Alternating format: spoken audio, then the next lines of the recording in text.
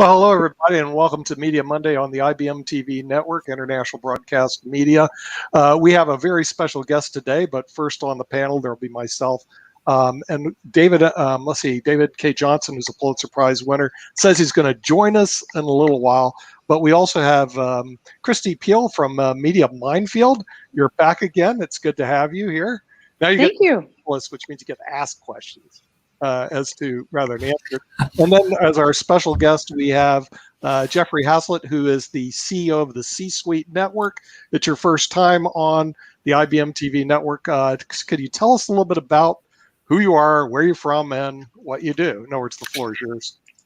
Well, thank you so much. Yeah, I'm the CEO and chairman of the C-Suite Network. It's a network for trusted business executives. We have a little over 350,000 people in the network. We serve about 90 million with our views and downloads and podcast TV and everything else that we do in terms of content. But it's a group of people that get together on a regular basis. Prior to COVID, we were gathering together about 150 times a year. Now we do hundreds and hundreds and hundreds of times a year. And of course, our content is being reached out there by millions and millions of executives. So.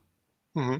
Yeah. So when did you get started with the C-Suite Network? I mean, I saw that on LinkedIn, but there's got to be a history behind it. I can tell you the history of IBM TV, but I don't know. Yeah, it started about 2015. I was doing a show on Bloomberg. I had my own television show on Bloomberg.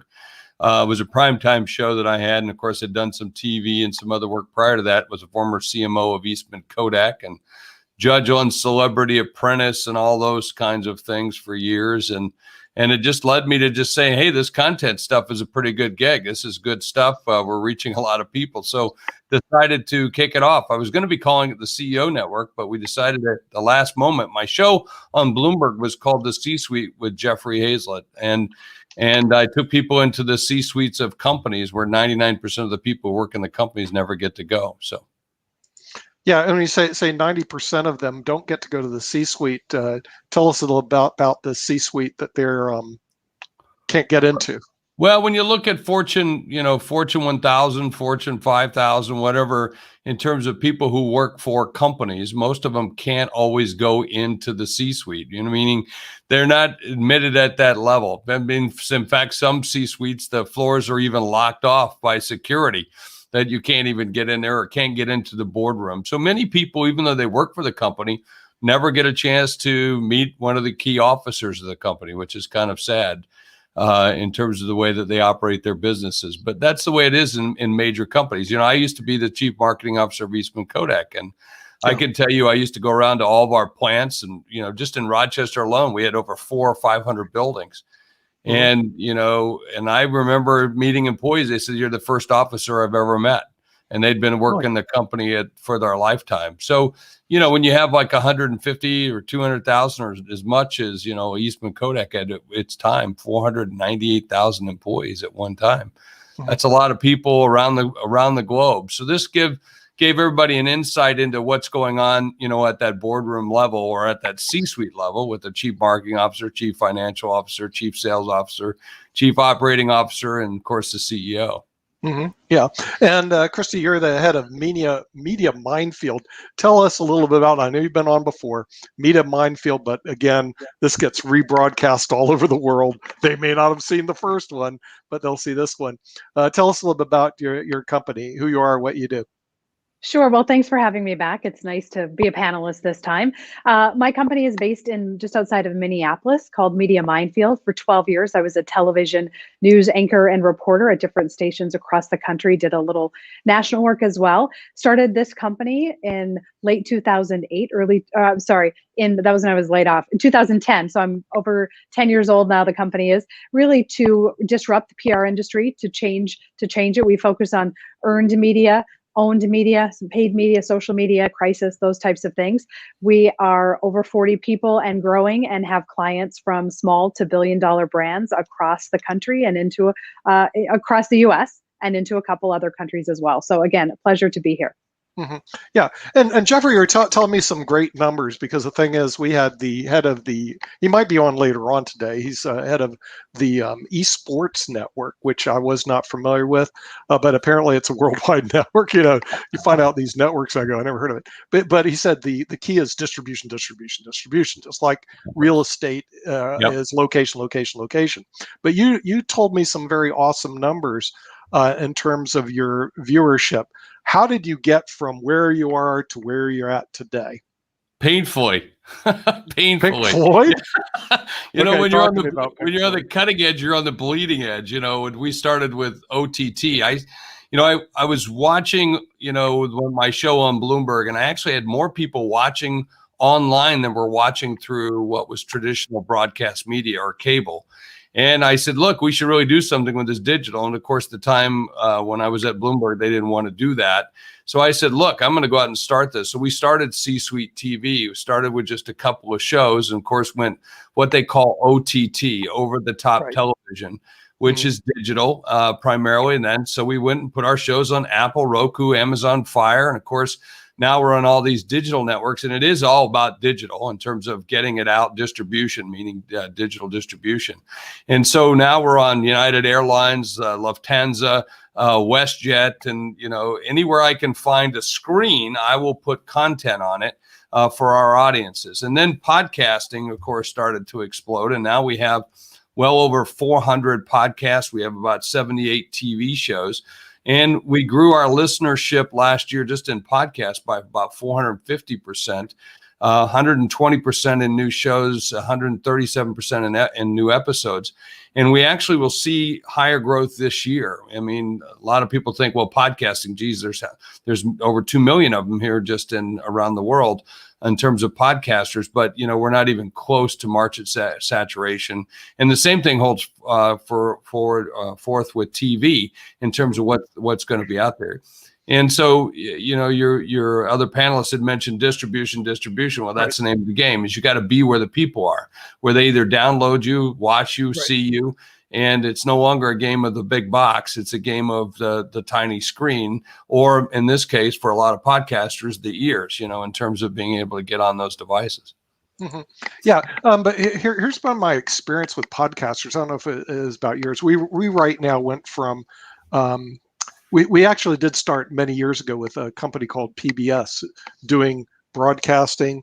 Sure. But we found major media to be very difficult to work with, if not impossible. Then we tried to work with CBS, another impossibility. So we started our own network about a year ago, and now we have 65 shows in 122 countries within 1 year, which I thought was pretty good. I didn't give up my day job. I still own a company in Salt Lake that does pension administration, which is great when you're managing about 500 million in assets, then gives you time to do other things, which I think is quite fascinating. But as I was playing through the game of media, which is totally different than financial services, I mean, it's like night and day.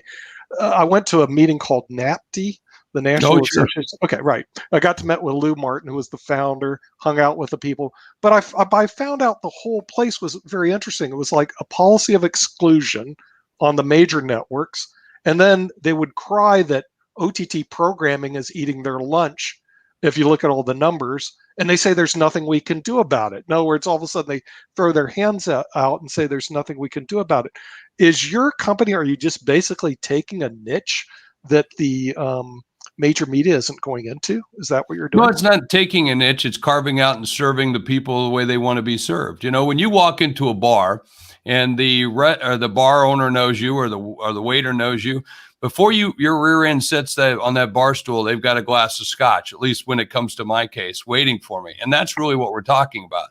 And especially when you're looking at a fluent viewer or fluent listener, like a C-suite or like a business owner, like someone who has more money than the average 18-year-old, that's a very affluent and very marketable audience. And so right today, I actually have more advertisers than I can fulfill ads because I need more inventory, which means I need more shows.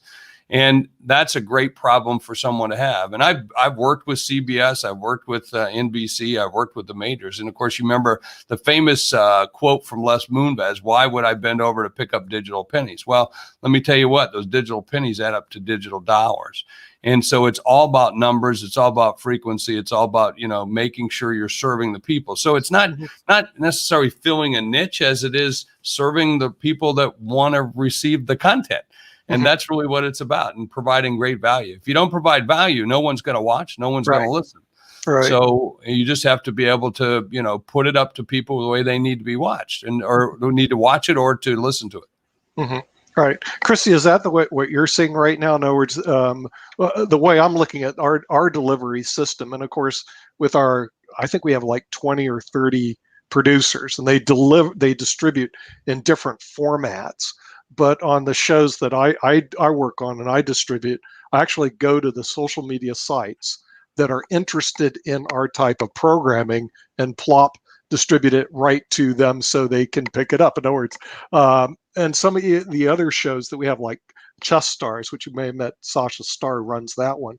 We take his show, which is chess based, and we send it to all the chess sites, and they're the ones that pick it up. In this show, Media Monday, there are media sites, so it goes all to the media social sites so that they pick it up. Do you see that? Because I agree with Jeffrey, you want to be in their face with something they're interested in. In other words, I'm not going to put Media Monday on a chess site.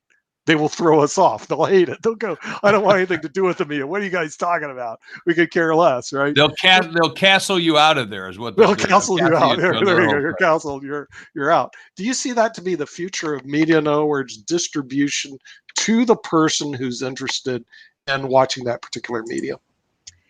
For me, it's both and in my industry. And I'm one of those millions of people that launched a podcast. We launched and produced a podcast a year ago. We're just celebrating our 1 year. So we're in the content creation a little bit, but primarily for our clients, it used to be that we were limited to get them placements, get them news interviews on the majors, on the locals. And now we have options. However, so that means we have clients that have been national, places, networks, and publications we all know. And then we have the niche. We have the small, hyper local or hyper focused. We encourage clients to do both, because on the one hand, if you go to a very specific audience group, you know that those perhaps are the buyers, are the ones that advertisers want, and there's value in that. And if I can take a client who has a national audience and has a national story that they can monetize, we can get that on Good Morning America. Well, that means that's very valuable for them. And when it comes to credibility and authority and thought leadership, that they can then leverage across their social platforms. So I see it as a both and together having a small, really focused audience medium as well as a mainstream, more broad. Together, those things working in conjunction, and typically for a larger client with a paid strategy, is where you can really make magic and move the needle and improve audience reach and monetize it, which is what every business wants. It's a new shift. It's a big shift now. If you haven't figured this out, look, I used to be the chief marketing officer of one of the most iconic companies in the world, managed a budget of over 17 billion just in marketing and advertising. So when you look at what is out there today, it's a big shift. You have to be a content machine. You have to be your own media company in essence. COVID turned, days into weeks, weeks into months, months into years. And so we're now forced to be able to, go out to the people where they're at, because they're not going where they used to. And so you're going to have to create content that's interesting, fun, insightful, motivating, inspiring, educational, and then also transactional in terms of being able to reach people the way they need to be reached, where they want to. It's, you used to be a thought leader would look at a book and say, geez, I have to go get published somewhere, rather than self-publishing. Who cares? Nobody opens a book anymore and says, where's it been published? The same thing goes with content, this TV. If it looks like TV, smells like TV, listens like TV, it's TV. If it's a podcast, it's a podcast. And so it's a game of numbers, but more importantly, it used to be about eyeballs and ears. And now it's about hearts and minds and getting the right content to the right people. Yeah. So the thing is, what you're saying, Jeffrey, is the game has changed. Who moved my Big cheese shift. is Yeah, big is shift. is a reality. What are the major companies doing about this? CBS, NBC, ABC, and PBS. I mean, I'm Try- familiar with PBS. What Trying they're to doing. catch up. Trying to catch up. I Yeah. mean, look, podcasting today is trading at 100 times revenue. So for every dollar I bring in revenue, my company's worth $100, bar none. That's the way it's trading. It's Yeah, nuts. I know. And TV isn't quite there yet, meaning Right. what I call digital television or over the top is not there yet. Doesn't have the monetization tools because a lot of the majors didn't go there. And the way it was rigged against the small person, the small Right. gal, the small guy, and it was truly, I mean, I've been battling that battle for a lot of years. But today, podcasting at least opens that up a great deal. I mean, there's programmatic advertising. I can go out and fill ads. I can go direct to the agencies. And that's always been difficult with TV. But now companies like Roku, which are a great partner, companies like Samsung, great partner, you actually see more revenue coming from there than I would have seen from more traditional, cable stations or from the big majors. Yeah, yeah, and so the thing is, are the majors? Here's what we saw, because we actually, our broadcasting production headquarters is in New Delhi, India. So the thing is, and then our other offices here in Raleigh, Durham, North Carolina. And when we start out taking our broadcast internationally, and then we expanded rapidly. We were like in 122 countries. Then CBS made a major announcement. They're going into 24 countries this year. Sure. Now, why is it they're only in 24 when IBM TV is in 122? What's their problem? The difference probably is around the language. So they're focused more on those English-based programming. Quite frankly, I'm sure that's what they're doing, or that's what I would look at first: is what countries can I broadcast without having to translate, without having to do the other investments. And so I think that's the primary piece. And it could be something around what they're licensing. A lot of folks don't realize that when you start doing content, there's a lot of licensing that has to play out in all of that. And you need to be able to think ahead. Like, as you mentioned earlier, the chess network, you have to plan a lot of moves ahead in order to understand what that looks like. And so that's a big consideration for people. Geography doesn't count anymore in a digital world. It certainly plays, but for instance, I have a podcast, been doing podcasts for a number of years, started out on CBS, took my podcast off of CBS and went out on my own a number of years ago. Best move. Now, my second largest audience outside of North America happens to be India. Well, that changes the way I look at my content as well. I used to say things like, "Oh, I'm going to go out for a big juicy steak after the show." Probably not the best thing to say, in India. Right, yeah. So I change. Yeah, exactly. It changes the way that I look at the audience and changes the way I focus my content. So now I talk about, a great curry or bindi, or I talk about whiskey because they're the second largest whiskey drinking country in the world. And of course, that affects my sponsors and brings me a new sponsor. So these are the things that people have to do. And it's great to have a network, that you work with who knows these things, who can teach the host when you have hundreds and hundreds of them, be able to advance themselves and understand what to do. Get back to your point about what are the big guys doing? Well, the big guys or big gals, whatever you want to call them, the networks, they've really started moving toward the subscription side with Peacock and all of the other streaming services. So they're starting to get it and understand it and not play the game the way that the big box broadcast used to. Mm-hmm. Yeah, and when you said the subscription, here's what we found out over in India, that the people that consume media don't want to pay subscriptions, and they don't mind watching ads. And then when it comes to the English speaking, we're in 62 English speaking countries right now. Which is a lot, but that's how many English speaking. But we also found that some of these other countries we're in, English is their second language, unlike the United States where we speak one language, English. When you go overseas, like in Malaysia, they'll speak Malay, but their next language will be English because it's the language of the internet. So we found out they're very accommodating in some of these other countries we're in because English is the language of the internet, and they went ahead and they learned English, like we habla español, me poco here, So I actually got there. So where do you see the C-Suite network going into the future? What's your future? Are you going to be a Cheddar, a Pluto? I don't know if you followed those two guys. Well, in essence, I know the founders of Cheddar. I know the founders of Pluto. I've been around for a while. We're going to be focused on business content or luxury or lifestyle content. That's our focus. That's where we think the big money is. We'll be smaller in our scope, but bigger in our pockets. And so that's really truly where we're focusing. And the other thing we're doing, as opposed to a lot of the other OTT networks, and I give hats off to Cheddar, Pluto, and many others, because we'll put content there. My belief is you take your content, you put it everywhere, and you go to where the people are. Right. And if they find you on Pluto, great. If they find you on Cheddar, great. If they find you on, I don't care. And at the same time, we've actually built TV shows that also fit traditional broadcast model so that we can go to cable at some point when they're ready to open that up and do it in a different model than they are today. Because I'm not paying you to put my content on your platform, vice versa. We'll be partners, and partners brings equal strength to the table. So we will also build community around that content, because we really believe there's the need for being able to pull people together, what we call masterminds, peer-to-peer councils, but a community of peers around the content problem or the things you're trying to solve. And so we'll see a lot more of that going on. Mm-hmm. Yeah. Christy, what are your thoughts about the strategy of going after the C-suite? I mean, that's the people I worked with for 17 years or 37 years. Since I have my own opinion that the real problem with the C-suite people is their time.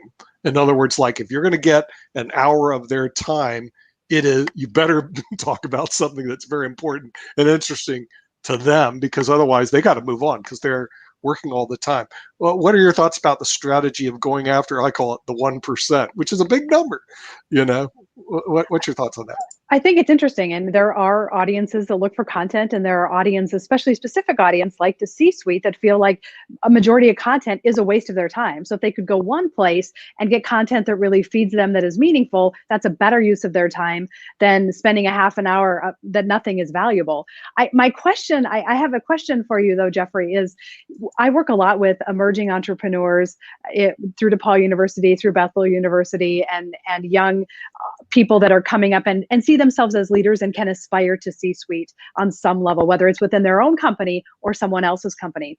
And a lot of the work and the studies is that there are barriers. There are some people that have a harder time, women, people of color have a harder time reaching the C-suite, and there's a lot of data around that. How are you producing content that can speak to that and can reach audiences? Because I believe over the next decade and decades, we're going to see a real shift in the people who are sitting in the C-suite across the country. You're exactly right. And I'm glad you asked that question, because most of our content comes from people of color or women. That's been one of the biggest areas that we focused on, especially this last year. As we went through some of the biggest racial tension era of our time, and so we said, look, we got to make a difference. We've always had the C-Suite Network at the forefront of that. The understanding of the disparity of women and people of color in the C-suite. I saw that certainly firsthand when I was the chief marketing officer of Eastman Kodak. But yet, even at Eastman Kodak, 75% of the people that reported in to me were women or people of color. Why? Because it reflected the audience that we were serving. In fact, I can remember a time in which the chief, one of our chief employment officers came to me and said, Jeff, you're going to have to focus more on white men. I go, no way. What are you, nuts? I'm not doing that. I'm going to help the rest of the company. And so listen, when you make it a bigger, broader objective in terms of saying, look, we're going to go right this wrong, and we're going to go figure out how we can bring more people of all kinds across the board in, that's what we're doing. So we go out of our way to find entrepreneurs, business leaders who are starting podcasts that are Black, Asian, whatever color I can get, of whether sexual background, whatever, everything that we can possibly do. we try to bring that into the C-suite as much as possible. And we've been really doing a super good job of it. Some of our best podcasts are people of color. Some of our best podcasts are women. In fact, one of our biggest shows is actually a divorce show led by a female attorney. So it's really fun to be able to watch and see and hear. Yeah, I would say that could be exciting. From what I understand, Judge Judy is retiring. I wish I could get Judge Judy. She's my fave. Oh, really? Yeah, I found out that she's in a lot of the countries we're in right now. She's international. She's not just domestic. So and definitely not a domestic. Oh, so I tried to get her on my own show for a while. I sent her flowers. I did everything. Really? I had flowers. I found out where she lived in New York. I had flowers delivered to her, the whole bit. But really? Yeah. Apparently, a lot of interviews. Yeah. Apparently, she's leaving major network, but it looks like she's still going to be on. In other words, it looks like she's moving her show. She's not just leaving. Even in syndication, she's going to be somewhere for the rest. It'll be like I Love Lucy for the rest of our lives. But really, can't get away from Judge Judy. Right. But boy, she produced a lot of shows. I mean, it's like all the time. Where Shark Tank, they only produce 21 shows a year. That's it. Well, it's tough when people think about television and having done primetime television. You do a half-hour show. A half-hour show is a 3-day shoot, typically, for a produced show that's out in the field. So when you think about that, it's a really tough thing to do. Or to get the right kind of content, that 30-minute show, you might shoot a good 8 hours to get good 30 minutes of content. So it's very difficult to be able to do that kind of television. Now, we're seeing things that are developing a little bit better. I mean, anything can be a TV show. We're taking squares that are shot in remote places. I'm in South Dakota. Christy's in Minnesota. You're in Raleigh. And Here we are shooting a TV show where that wouldn't have been possible a couple of years ago. We would have had satellite trucks and everything else. Right. Now with broadband and great tools, Zoom, StreamYard, whatever you might want to use, you can go and create some great, and of course we all got great cameras, great mics, great lighting, and so forth. So there's the ability to be able to produce TV has become easier. In fact, we're seeing a lot of podcasts that are shot that are also video, and we turn those into TV shots. So there will literally be millions and millions of TV shows coming down the pike, as there are already millions of podcast shows, and going to be even more podcast shows than there will be television shows, just because the nature of audio is easier to record and take and do. So, and a lot less makeup. Yeah. And you right now, we actually produce shows in Laos, Nigeria. We produce shows in Switzerland. We actually produce shows in Johannesburg, South Africa, as well as India. So a lot of our production is actually done internationally. Reason I was late is that we run another show before this. It's called Economics Monday. Economics Monday, we have the Honorable David M. Walker, who is the former Comptroller General of the United States. He's on every week. But then with our panel, we have Dr. Shambhu Pokhrel from Nepal. We have Sasha Starr from Canada. We have people from all over the world, literally, on the show. Roberto Soprano from Italy. And so what we do is we have an international group, which when we tested this about a year ago, we found out we could do that. Where years ago, before that, you couldn't bring an international panel together, which right now it's actually pretty simple.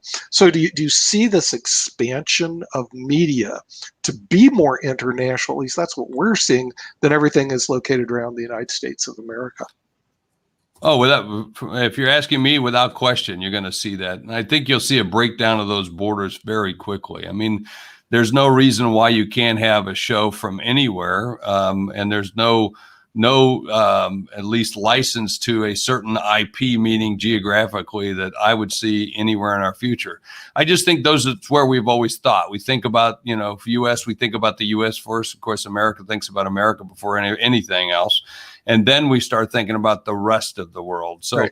I think with media, look, we're the people. I can go and get 1% market share in India, and it's a lot more than the 50% market share right. I would get in the U.S. So, it's like I used to tell people when I was the chief marketing officer of Eastman Kodak. I said, if all we got to do is sell one camera to every Chinese is opposed to selling, 10 to every one in the U.S. And so that I suggest you can make a lot of different market share pretty quickly. Yeah, I'm glad you mentioned China because China is not a place that we distribute right now. So I'll go to Christy on this one. We seem to be blocked getting into China, and we have difficulties getting into Russia. Since you run the media minefield, are you able to get through the minefield of China? In a year, we run one show called Vivian's China, but she's a person from Shandu who's over at UCal Berkeley who does the show in the United States. But as I tried to beam over to China, and even Sasha Starr, who's from Odessa, Russia, getting into Russia, it's like we get blocked. Does the media minefield have any way to navigate through those minefields in Russia and China? It's a great question. And what we found with our clients, because while most of our clients are based in the US, when they travel or do interesting things or make headlines in other countries, then we want them to have news coverage and they are worthy of news coverage. So when we've had our clients on the front page of newspapers in China or other countries, it always works, not always. It typically works, and our best shot is when there's government officials traveling with them, and therefore the press will come and follow the government officials because therefore it's legitimate and everyone is getting the press and it's been approved, and every country is different. Canadian media works I'm talking mainstream media, works very different than US, works different than Mexico. I mean, as you know this, I'm really interested in getting your thoughts, Jeffrey, as it relates to some of the specific, as you are in a very specific audience. One of the concerns that I see is there are, with the ability for people to put out podcasts and for people to produce TV shows, and I agree with you, there's going to be millions of TV shows. It allows people who have a nefarious motivation or wants to incite violence or wants to be very divisive on certain spectrums, whether it be political or otherwise, a place to put out content in a very, very cheap way and to have an audience that is always captive. And back in the old days, you weren't able to consume media that you agreed with constantly. And now people who are on fringes, whatever that may be, can consume media in a constant way that they agree with, therefore brainwashing or making them believe that they are right. And I think we're going to continue to see that. And to me, it's dangerous. I'm not saying what you're doing is dangerous at all, but at what point does censorship get into this, right? At what point does the government step in? And we're seeing some of that already. We're getting into dangerous waters as anyone with a podcast, Mike, can put content out there. And how do you control it? Should you control it? I think there's just I'm fascinated by it. And you should never control it. At least in the United States, the First Amendment gives us the right to do that. And any idiot with a microphone or a pen can do whatever they like to do. It's up to those that are more sane, those more reasonable, those are educated public or educated business people or wherever the audience might be in order to confront that, or someone to put up an opposing view. Since the dawn of time, we've had these nefarious characters that have been out there and part of the landscape, no matter what. From the days of, I am sure there were cavemen who would correctly carve out what a buffalo would look like, and then there were those crazy idiots who would say, no, it looks like this, and say, or there are no buffalo, or the buffaloes were put here by aliens. I mean, I'm sure there are all those. Social media has good points, bad points, and certainly ugly points to it. And we have to take the good with the bad when it comes to that. And by no way, shape, or form should we be censored, nor should we allow, quite frankly, those platforms to censor other people as well. Now, we could talk about the president, what he did and how he did it and being censored. And some people think that's a good thing. Some think it's a bad thing. And I'm talking about our former president. And until you get your own things censored. And I'm watching individuals who are posting or being put into what we call Facebook jail. The difference is Facebook does have the right to do that. It's a private platform. If it were a public platform, then indeed they could get a lot more criticism. I think they're going to find some criticism, but what point become a public platform, a medium in which you are much like AT&T or much like transportation, much like other industries where you can be regulated. And I think that's where they're going to get them. I think they'll go and look at large enterprises that have the impact that they do, just like the airlines do, just like telecommunications did, just like, quite frankly, broadcast has licenses. And I think they're going to have to go through some of that scrutiny, but by no means should we limit that. We should allow for that. We should practice that. I think that's what's led to a great democracy in a great way. Why I might not like your taking a knee, why I might not like you burning a flag, I will defend your right to make that happen. You know, I had to deal with that a great deal at Eastman Kodak. You can imagine, we were in photography. We were in the printing business. There were things that were printed that we objected to. There were things that were photographed that we objected to.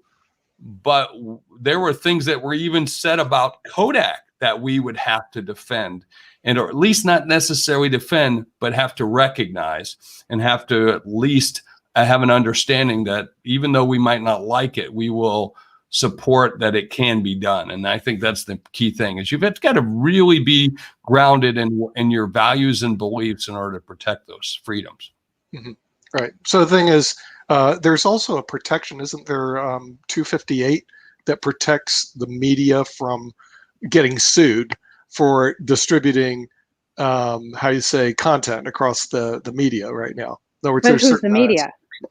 Well, this is that's a good something question. that it's going to hit the Christy, Supreme Court. we haven't seen court cases on 258 yet. But well, you have to think about this. I mean, waiting for even that. if you have the media, I mean, I consider us as media for the C-Suite Network, C-Suite TV, C-Suite Radio as media, because I think we have a responsibility to do at least make sure the content is, I don't know, I use the word sane and reasonable. That's the test that we use. And, Yeah. you know, we had somebody who actually put out a podcast about a supreme being overtaking the world. And it was just like, what?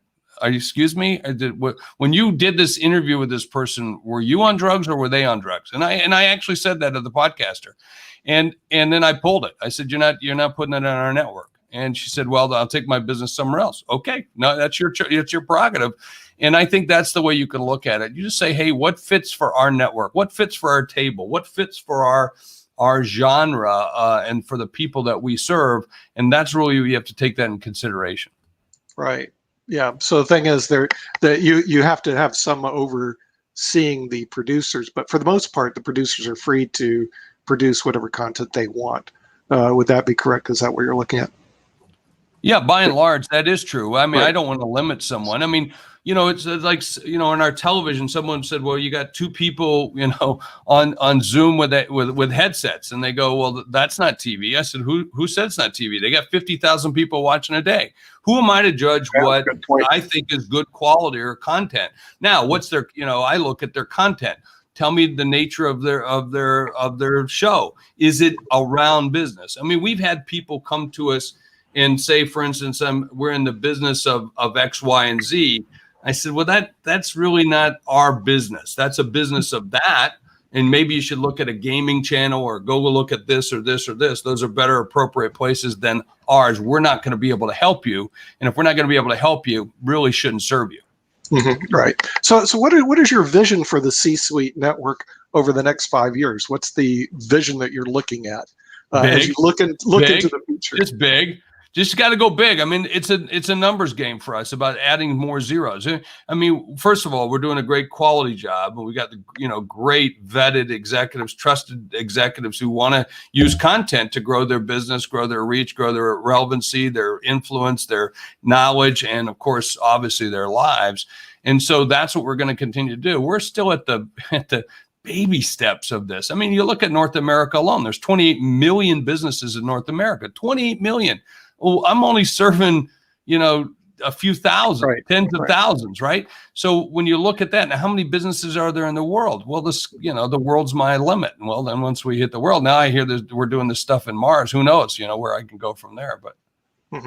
But what are your thoughts about the trajectory of Cheddar and Pluto? I looked at their business plan, their trajectory, their exit strategy, and the thing that got me, Jeffrey, wasn't what they did. It's the short time frame they did it in. In other words, Cheddar went from 0 to 200 million in 5 years, and I think it was 8 years or 6 years for Pluto TV to monetize in the $350 million range.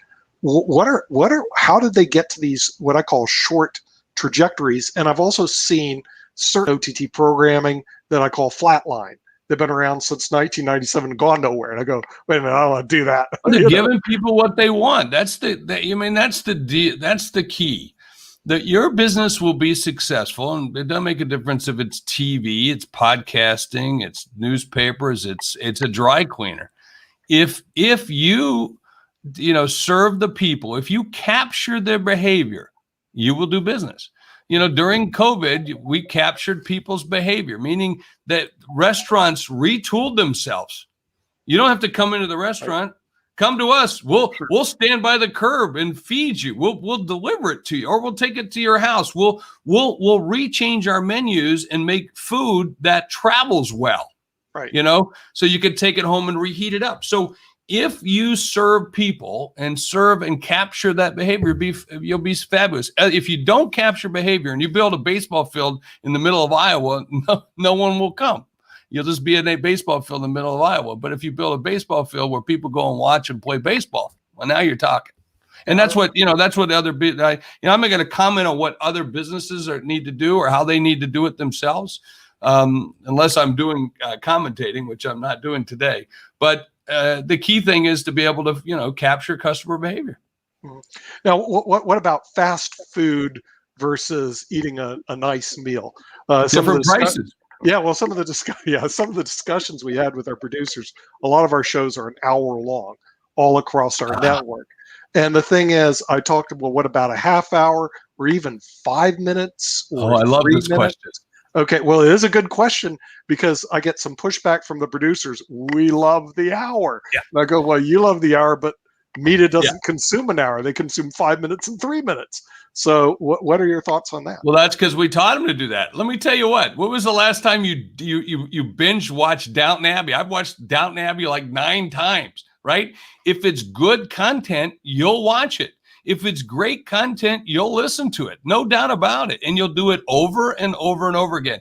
It doesn't make a difference about whether it's short or long. It's about what's right for the right audience and make sure it's good. Okay. So you can actually eat an hour if it's good content. Yeah, sometimes, McDonald's Big Mac is worthwhile, and sometimes sitting down at my favorite steakhouse and having a long 3-hour meeting with 4 courses is even better. So it just depends on what's right for the right situation. They're both food. They're both good. And so there's nothing wrong with either. And either one's not right or wrong. They're just happen to be doing it a different way. And that's what we have to think about. And we like to prescribe this thing. You can only do it one way. No, you don't have to. Do it any way you want to do it. Doesn't make it's right or it's wrong. That's at least this is what I tell content providers. But just make sure you do it good and do it as best you possibly can. And then start to build that audience. If you make the content good, you make the content worth consuming. People want to have it. And it provides, education, motivation, inspiration, or even a chance for some type of engagement around, monetization. Well, then people will find uses for it, and then you can build the community around it. So it's not just about the consumption of it; it's what people do with it and how they'll do with it. And again, I'm going to get back. I think that there'll be dry cleaners who will have. There's a TV show right now of just a guy who specializes on getting spots out of stuff. There's pawn shops store. There's all kinds of different shows. And I think dry cleaners will have shows. I think chiropractors will have shows. I've spent hours watching people get their backs cracked on YouTube just because I find it to be fascinating. So I think there will be, and maybe that makes me weird. I don't know. But nonetheless, I'm always looking for great content, looking for shows where it generates lots of views. What about a crowded space? In other words, like when I go out and I acquire these URLs and we go with our business development team and we look at and I'll just pick on podcasts because we run another network, the Pod TV network. But then as I look at podcasts, there's also Pod TV, there's Pod this, there's Pod that. In other words, 5 years ago when we bought Pod TV, it was not a crowded space. Now it's a crowded space. Because I go to all these URLs, it's all of a sudden crowded space. And then when we do our business analysis, and I haven't looked at the C-Suite network, that all of a sudden there's like zillions of other people in the neighborhood. Do you see that to be a problem? In other words, there's too much content. No, it's not even close. Listen, when you think about podcasting right now, and you had to say it was compare it to a human being's lifetime. My opinion is podcasting right now is like a young teenager, maybe just turned 13. So there's a long ways to go. We're not even close to what we're going to see in content. We're not even close to seeing in the proliferation of numbers of shows, or even in terms of the listeners. And people are going to get more and more refined in their taste and the way in which they consume this, but it's just going to get bigger. And we're nowhere close to what we're going to see. Mm-hmm. Yeah, well, no, I think the reason I find it fascinating is that we own podtv.tv, but I also own, through our international broadcast media, Blockbuster Video TV, ABCTV.tv, and AppleTechTV.tv. And as an attorney, I see lawsuit. Yeah. If I launch a channel in any of these directions. Is that a problem when you're working with a producer, in other words, and they're going a different direction, but it's crowded already with Fortune 500 companies? Yeah, if it were me, I wouldn't look to launch my own channel. I'd look to launch a channel inside a network personally. So, so we are looking and cultivating right now lots and lots of what I would call channels, where there's lots of shows in a certain genre. So for instance, let's take legal. So we're working with, Tom Fox, and he has 28 different shows. I'm working with the pharmacy network. And so they have 42 shows. I'm working with I can keep going right down the list, cannabis and a whole bunch of others. And so where those might have tried to be their own network and they're going, geez, we really can't do it that way. Why don't you bring that inside? And of course, you become a channel inside of a bigger network where more people will congregate. And so, or more people will see you, because it's always truly driving the listeners. More listeners means more shows, gets more listeners, and more listeners and shows gets more advertisers. So, and then obviously gets more views or more listens. So that's really truly what we try to drive. Oh, really? Okay. Because I have another show called Lawyer's Den that's interested in moving away from our channel to another channel. And so the thing is, come on, let's talk. Let's bring them on. We love it. I do this. I'll send you some of the tape on it so you can look at, see if it's suitable for your channel. If it's anything under the umbrella of business or commerce or lifestyle, or luxury, those fit our demographics, because that's who we're trying to serve. Yeah, well, I have two of them. I also have Swiss Impact, which is produced in Zug, Switzerland, that we're looking to move maybe to another channel. It actually, on his show, he has some of the top people from Europe that are on, so it's a little different. Like I didn't even know these people, the Prince of Liechtenstein, who's wealthier than the Queen of England. I didn't know that, but he's on the show. Christy, you and I need to start hanging out with the Prince. Okay, right. Anyway, I'm going to go visit him. I'll put him on my podcast. This can be an invitation for him to join me. Prince Michael. Okay. So anyway, he runs Swiss Impact out of Zug, Switzerland. We got the Prince of Liechtenstein. He has the Prime Minister of the Netherlands. He's got the former Prime Minister of Mauritius. I had to find out where Mauritius is on. And then he's got David Rockefeller. He's got all pretty, what I could say, interesting people. And Jeffrey. But the thing is, I'm looking, maybe his show is better suited on another network like yours, the C-Suite Network, if you like talking, listening, or your audience likes listening to all these people. So I'll talk to Ben about that and talk to you about that and see if we're always looking for new. We got everything from Rich Dad, Poor Dad, Robert Kiyosaki, one of our top. Aaron runs Real Estate Podcast, Real Estate Rock Stars. I mean, we have, like I said, 28 now, going on 34 legal shows, cannabis shows. You name it, we have. We have one cannabis show. It's Weed Wednesday. It's produced by Jeff Eichen, who was, his sister was the producer for a sitcom in the United States called Cheers. I don't know if you ever watched it. Okay, nice little show. That was his sister's show, and Jeff has been running Weed Wednesday for about a year. So he might be also interested in moving over to the C-Suite Network. So I can talk to him. Like I said, we got lots of, I think it's pretty good shows, but I'd like to send them to you, let you look and get your opinion. And then love to look at them. Right. You know what's fascinating that's happened coming out of the pandemic, which is has changed media, is that pre-pandemic, it was for us to go out and put one of our real high-level C-level clients out into the media usually meant that they would need to fly to a studio, or it was a production, right, to make that happen. Well, now media, the whole level of media, all levels, has really increased because everyone pretty much has access now, and they understand how Zoom works. They understand how some of these different platforms work.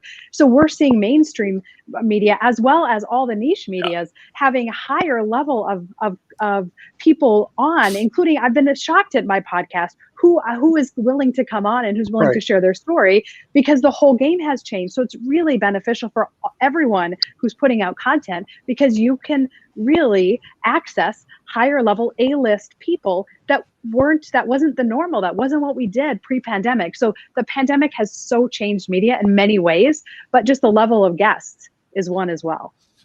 Christy, I give you kudos on that. That's an interesting point. I mean, these boxes that we're looking at now, and with some good broadband connection, and of course there's lots of great tools. And when the pandemic broke out, it made folks that were producing TV like myself rethink it.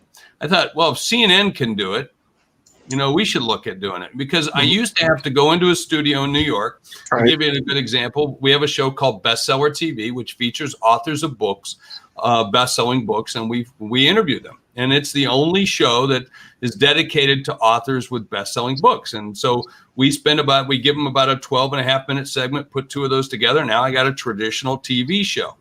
And then we distribute that around 36 different open city markets. And then we put that on United and elevators and with captive TV and everything else. So we get that out everywhere we possibly can. Well, but we used to have to fly everybody in, shoot 8 of those episodes in a day. It would cost me about $20,000 for the studio and the equipment and everything. Then I had to hire my guest host in, and so forth and so on. Now we do this, we shoot every week, and we can sit here and put 2 people together, put the bars, run a bar, run the graphics across the bottom. Boom, we're done. And in 12.5 minutes, 30 minutes, we finished an episode. Then we do the next one. And we do it at the convenience of our host and the convenience of our guests. And we're producing some great content, you know what? At a fraction of the cost. Right.